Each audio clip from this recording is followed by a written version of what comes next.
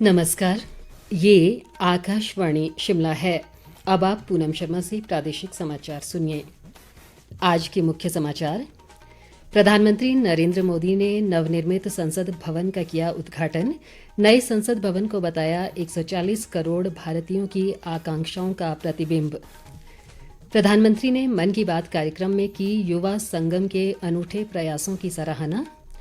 मुख्यमंत्री सुखविंदर सिंह सुक्खू ने कहा, निगमों के कर्मचारियों को भी दिया जाएगा पुरानी पेंशन योजना का लाभ। और प्रदेश कांग्रेस अध्यक्ष प्रतिभा सिंह की राज्य सरकार से मांग, जनजातीय क्षेत्रों में खोले गए स्कूल न किए जाएं डीनोटिफाई।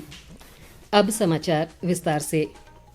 प्रधानमंत्री नरेंद्र मोदी ने आज सुबह नवनिर्मित संसद भवन को राष्ट्र को समर्पित किया। प्रधानमंत्री ने लोकसभा अध्यक्ष ओम बिरला के साथ मिलकर सेंगोल को स्थापित किया और पट्टिका का अनावरण कर संसद भवन का उद्घाटन किया। इसके बाद उन्होंने नए संसद भवन के निर्माण में शामिल लोगों को सम्मानित किया। प्रधानमंत्री और लोकसभा अध्यक्ष ने सर्वधर्म प्रार्थना सभा में भी हिस्सा लिया। इसमें केंद्रीय मंत्री अमित शाह व अनुराग सिंह ठाकुर सहित अन्य मंत्री और भारतीय जनता पार्टी अध्यक्ष जेपी नड्डा भी शामिल हुए। नए संसद भवन से अपने पहले संबोधन में प्रधानमंत्री नरेंद्र मोदी ने कहा कि ये सिर्फ एक इमारत नहीं है, ये आत्मनिर्भर भारत और 140 करोड़ भारतीयों की आकांक्षाओं और सपनों का प्रतिबिंब है। ये सिर्फ एक भवन नहीं है, ये 140 करोड़ भारतवासियों की आकांक्षाओं और सपनों का प्रतिबिंब है। ये विश्व को भारत के दृढ़ संकल्प का संदेश देता हमारे लोकतंत्र का मंदिर है। सेंगोल को कर्तव्य पथ का, सेवा पथ का, राष्ट्र पथ का प्रतीक माना जाता था। राजा जी और आदिनम के संतों के मार्गदर्शन में यही सेंगोल सत्ता के हस्तांतरण का प्रतीक बना था।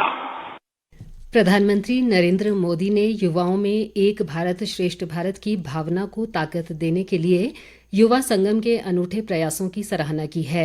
आकाशवाणी से आज मन की बात कार्यक्रम में उन्होंने कहा कि देश की एकता और विविधता को ध्यान में रखते हुए शिक्षा मंत्रालय ने इसकी पहल की है। अधिक ब्यौरे के साथ हमारे विशेष संवाददाता रितेश कपूर।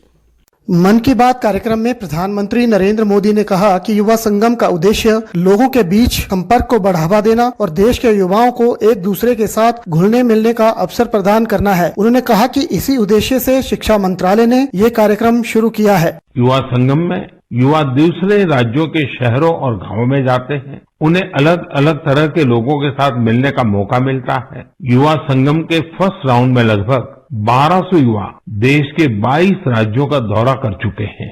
जो भी युवा इसका हिस्सा बने हैं, वे अपने साथ ऐसी यादें लेकर वापस लौट रहे हैं जो जीवन भर उनके हृदय में बसी रहेगी। प्रधानमंत्री ने कहा कि कई बड़ी कंपनियों के मुख्य कार्यकारी अधिकारियों और व्यापारिक हस्तियों ने बैग पैकर्स के रूप में भारत में समय गुजारा है। मैं जब दूसरे देशों के लीडर से मिलता हूँ तो कई बार वो भी बताते हैं कि वो अपनी युवावस्था में भारत घूमने के लिए गए थे। हमारे भारत में इतना कुछ जानने और देखने के लिए है कि आपकी उत्सुकता हर बार बढ़ती ही जाएगी। मुझे उम्मीद है कि इन रोमांचक अनुभवों को जानकर आप भी देश के अलग अलग हिस्सों की यात्रा के लिए जरूर प्रेरित होंगे।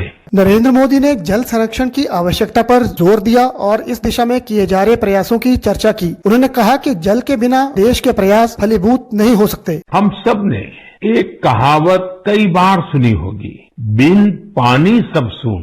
बिना पानी जीवन पर संकट तो रहता ही है, व्यक्ति और देश का विकास भी ठप पड़ जाता है। भविष्य की इसी चुनौती को देखते हुए आज देश के हर जिले में 75 अमृत सरोवरों का निर्माण किया जा रहा है।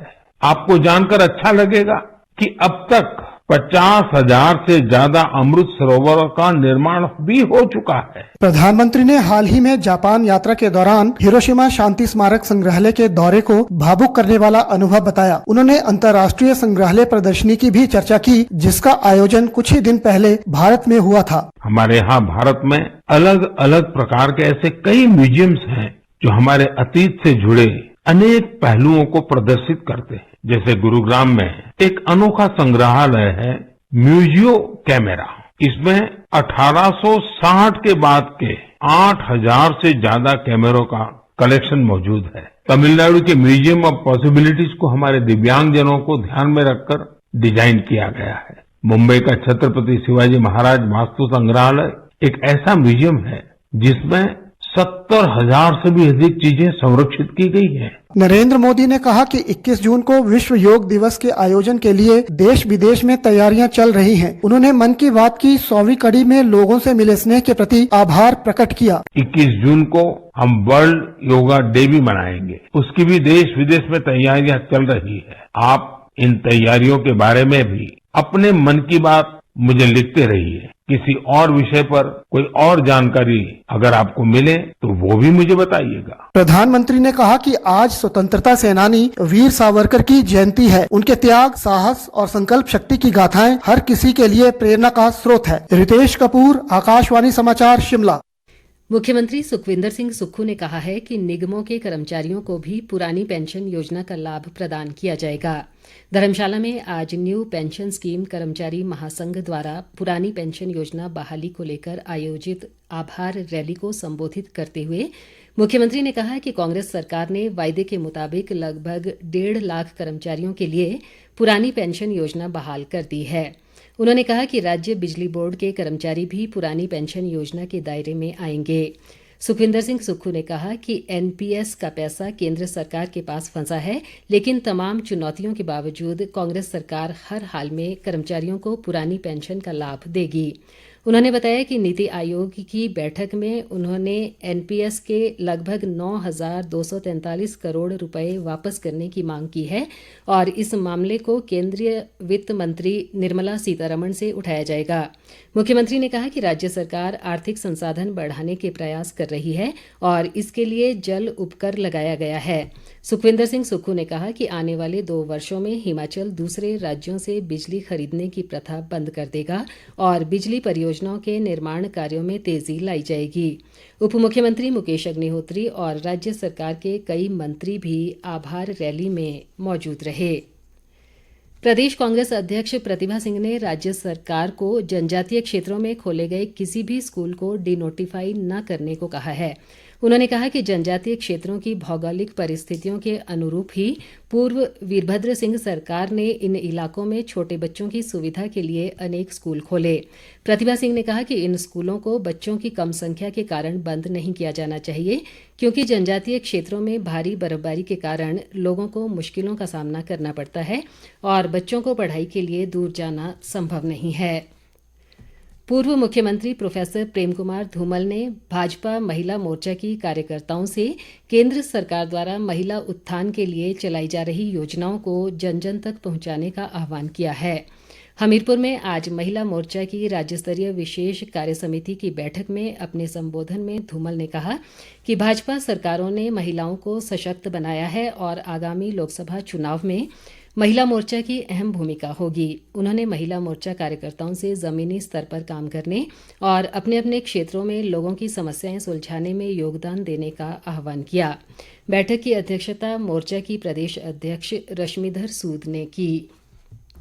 शिक्षा मंत्री रोहित ठाकुर ने आज शिमला जिले के चौपाल में 7 करोड़ रुपए से बने ग्रामीण आजीविका केंद्र का लोकार्पण किया। उन्होंने कहा कि इस केंद्र में आधुनिक सुविधाएं मुहैया करवाई गई हैं और यहां स्थानीय युवाओं को अपने उत्पाद तैयार कर आजीविका कमाने के अवसर मिलेंगे।